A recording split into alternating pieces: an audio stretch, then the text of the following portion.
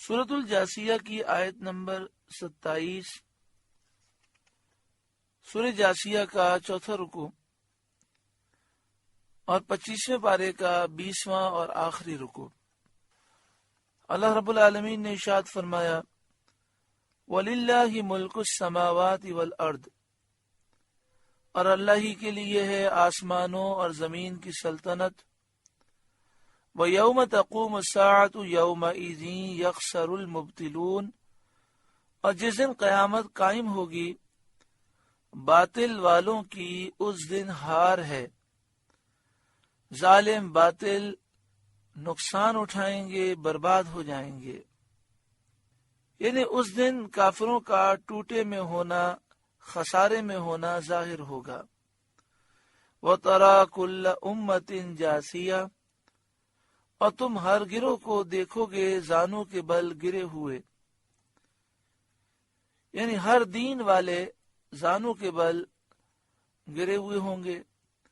کل امت تدعا الی کتابہا، ہر گروہ اپنے نامہ اعمال کی طرف بلایا جائے گا اور فرمایا جائے گا، الیوم تجزون ما کنتم تعملون، آج تمہیں تمہارے کیے کا بدلہ دیا جائے گا، جیسا تم نے کیا ہے ویسا تمہیں بدلہ ملے گا۔ ھذا کتابنا ینطق علیکم بالحق، ہمارا یہ نوشتہ تم پر حق بولتا ہے، یہ ہماری کتاب تمہیں حق بتاتی ہے۔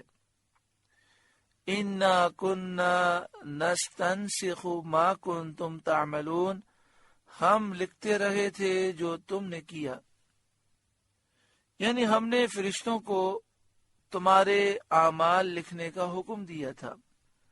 فَأَمَّا الَّذِينَ آمَنُوا وَعَمِلُوا الصَّالِحَاتِ، تو وہ جو ایمان لائے اور اچھے کام کیے، فَيُدْخِلُهُمْ رَبُّهُمْ فِي رَحْمَتِهِ، ان کا رب انہیں اپنی رحمت میں لے گا، جنت میں داخل فرمائے گا۔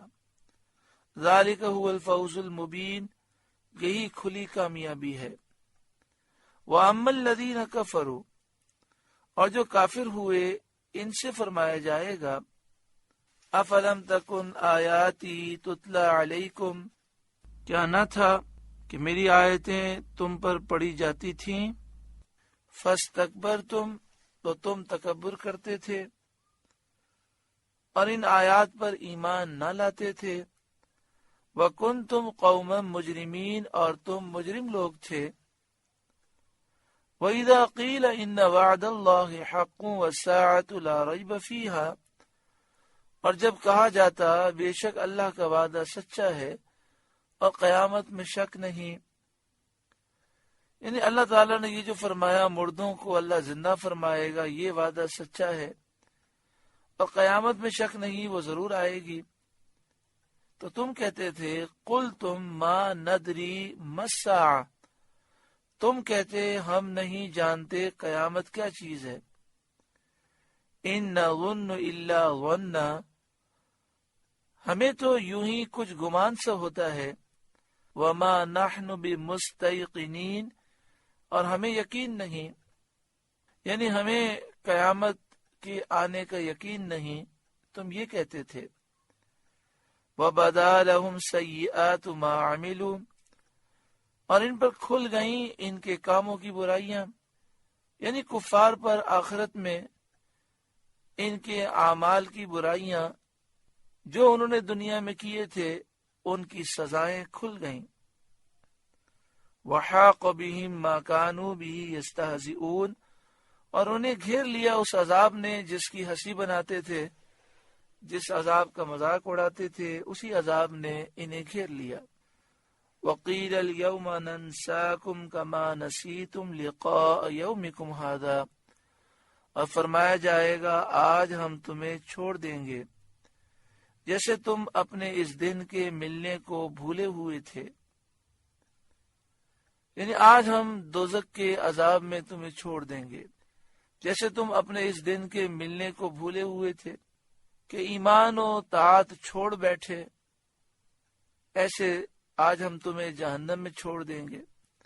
وَمَأْوَاكُمُ النَّارُ اور تمہارا ٹھکانہ آگ ہے، وَمَا لَكُم مِّن نَاصِرِينَ اور تمہارا کوئی مددگار نہیں جو تمہیں اس عذاب سے بچا سکے۔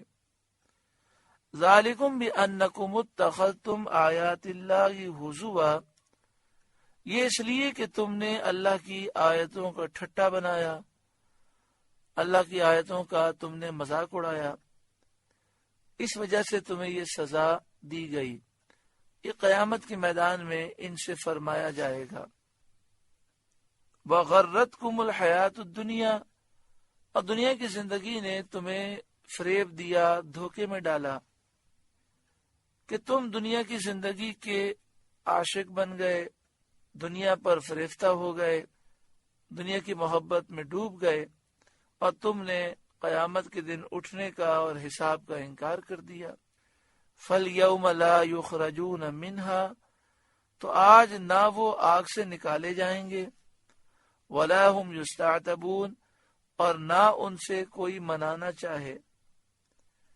یعنی اب ان سے یہ بھی مطلوب نہیں کہ وہ توبہ کر کے ایمان و طاعت اختیار کر کے اپنے رب کو راضی کریں، کیونکہ اس روز کوئی عذر اور توبہ قبول نہیں۔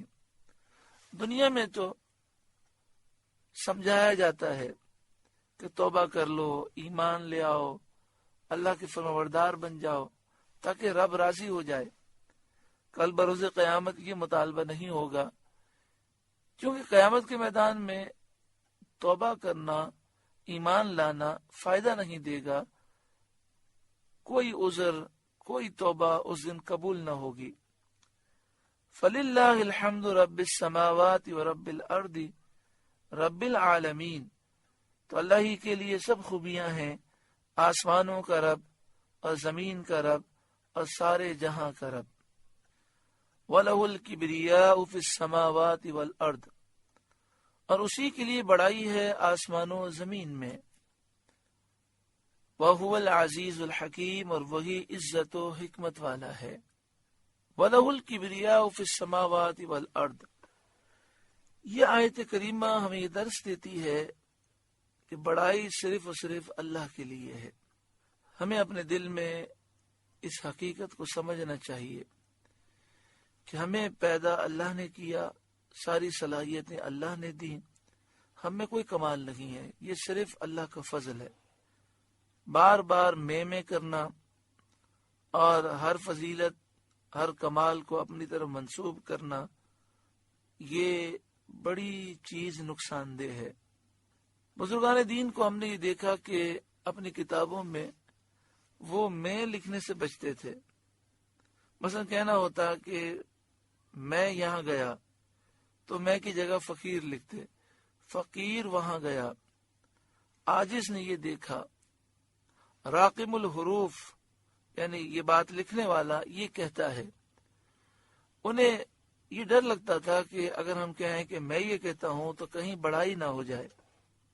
قطب مدینہ علیہ رحمہ اعلی حضرت امام اہل سنت کے خلیفہ ہیں، 77 سال 77 سال مدینہ منورہ میں رہے اور 100 سال سے زائد آپ کی عمر ہوئی، غالباً 109 سال آپ کی عمر مبارک ہوئی۔ مسجد نبوی شریف میں جہاں باب فہد ہے اس سے آپ اندر جائیں تو کافی اندر جا کر ایک دروازہ ہے جسے باب عبد المجید کہتے ہیں۔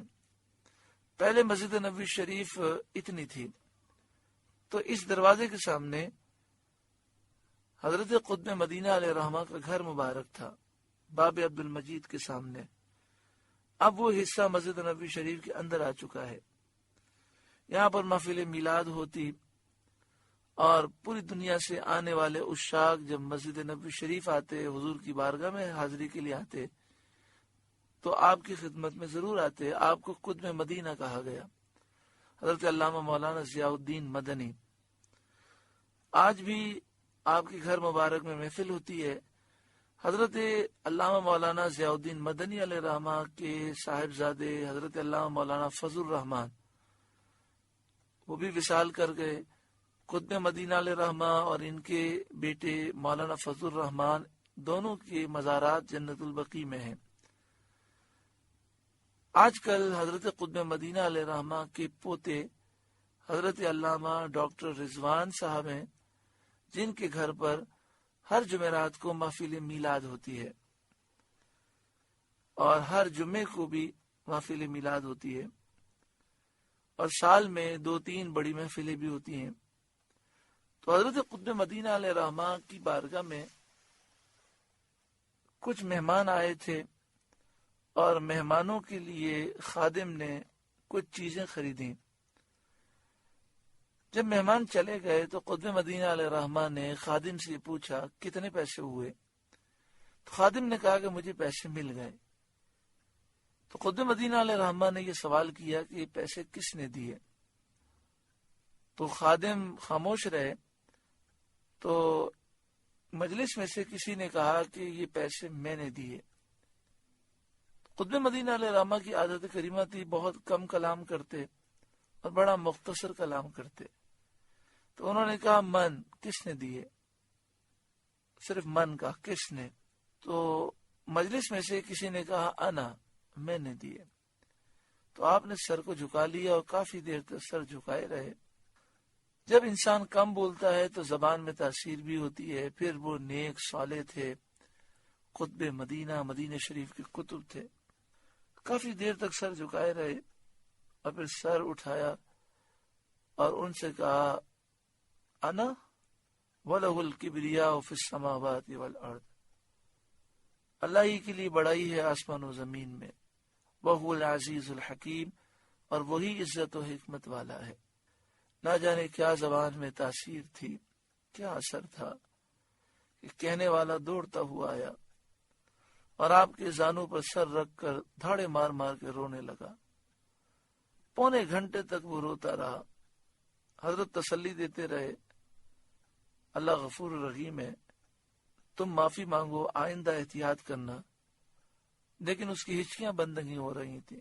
خادم کہتے ہیں کہ جب وہ ہٹے تو قطب مدینہ علیہ رحمہ کا زانو آنسوؤں سے بھر چکا تھا۔